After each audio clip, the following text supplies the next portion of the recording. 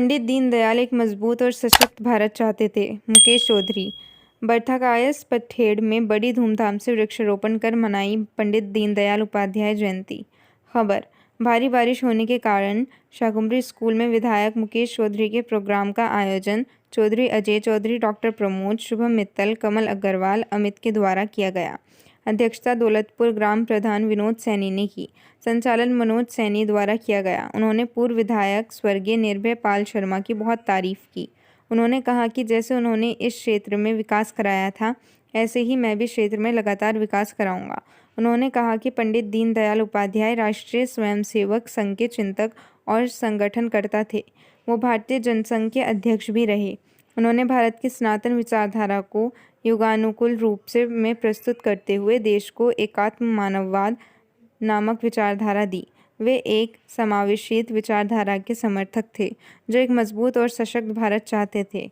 उनका सपना था कि भारत के आखिरी कोने तक रह रहे व्यक्ति को सरकार की योजनाओं का लाभ मिले।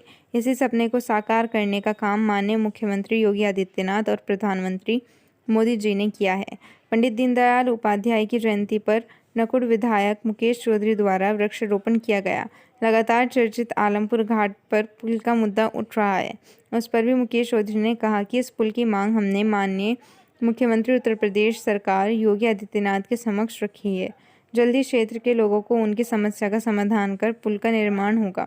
इस मौके पर निर्दोष प्रधान राजेश चौधरी, अनूप प्रधान, मोलहट प्रधान, संजय प्रधान, ओमी प्रधान, ओमी चौधरी, सत्तू राम, नारायणपुर, सोनू प्रधान, अरविंद चेयरमैन आदि मौजूद रहे। रिपोर्ट ओमपाल कश्यप। की धरोहर जिन्होंने इस देश को आजादी दिलाने के लिए, इन्होंने इस देश को आजाद मुल्क देखने के लिए अपनी बहुत यातनाएं अंग्रेजों की सहन करी, ऐसे महापुरुष के विचारों से हमें हमेशा याद रखना चाहिए, उनको याद करते रहना चाहिए। आज हम ऐसे व्यक्तित्व की पुण्यतिथि पर इकट्ठे हुए हैं पंडित दीनदयाल उपाध्याय जी की, जिन्होंने अपने जीवन में 2.5 साल में अपना परिवार खो दिया हो, अपने पिताजी खो दिए हो, 5 साल की उम्र में अपनी माँ खो दी हो, और जो नाना पालते थे वो खो दिए हो, जो बहन साथ थी वो खो दी हो, जो भाई साथ था वो खो दिया हो।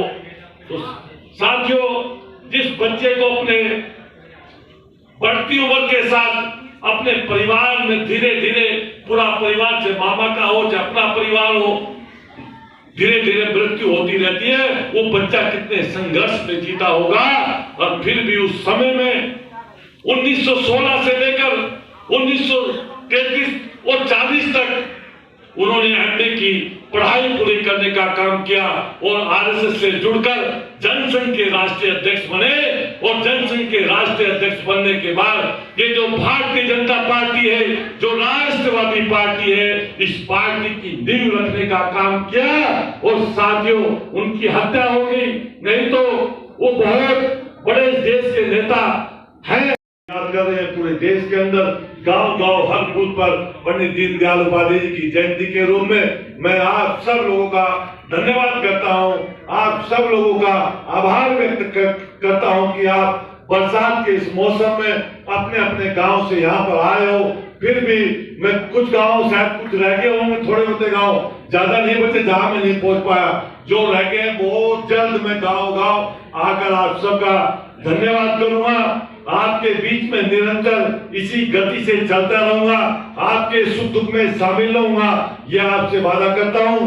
जो भी आपकी समस्याएं होंगी, उन समस्याओं को समाधान कराने के लिए यहाँ से लेकर विधानसभा तक लगातार लगा रहूंगा।